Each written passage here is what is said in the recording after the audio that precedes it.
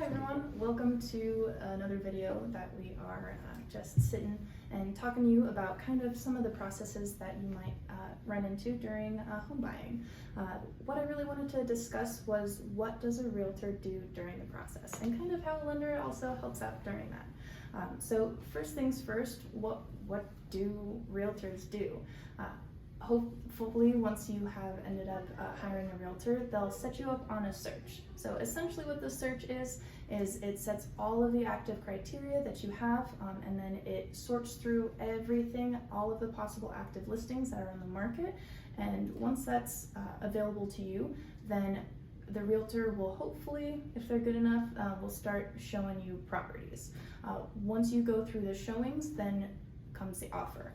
The offer negotiations, what goes into that would be potential market analysis, what the motivations are behind the selling and buying, and then would go through with the contract and then put you under contract. Once you're under contract, then you have to kind of go into how you're protected. You'd end up having the earnest money, you'd need to go through inspection, appraisal, and then by the time you're done with that, you'll have closing and possession. Those upfront costs that you're going to have to deal with are going to be earnest money. That is just an indication of how serious you are and that you actually are committed to the contract and that you want to buy seriously. The inspection can be waived. I would never recommend waiving that, but depending on what type of market it is, that might be the case. Inspection is just checking everything that could potentially be wrong, any discrepancies in the house between the contract and what the property has. And then once we are done with inspection, then you would probably reach out to your lender. Or as a realtor, they would be reaching out to the lender and booking an appraisal. Once you go through appraisal, that should take hopefully 21 days, and then your typical closing should take 30 to 45 days. How does a lender kind of be involved in this process? Absolutely. So the lender kind of gets involved right from the get-go with the earnest money. So we're going to get in contact with the borrower, get them introduced to their title company, and most of the time, depending on the situation, sometimes it varies, we will advise you to wire those funds right over to your title company. And a good thing to know is that those funds can actually be deducted from your cash to close.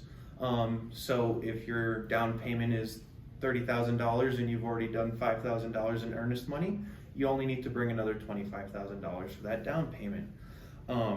Moving forward from that, we will have the appraisal. The appraisal comes in, and like Alyssa mentioned, that's an upfront cost to the borrower. So you will pay us to order the appraisal. And she had mentioned a 21-day turn time, which is very accurate for government, VA loans, FHA, and conventional as well. We here like to work with local appraisers, so sometimes we see them come back a little sooner, but 21 days is always a solid turn time to count on with that. Then also just another cost that's upfront that sometimes gets slid around is the credit report.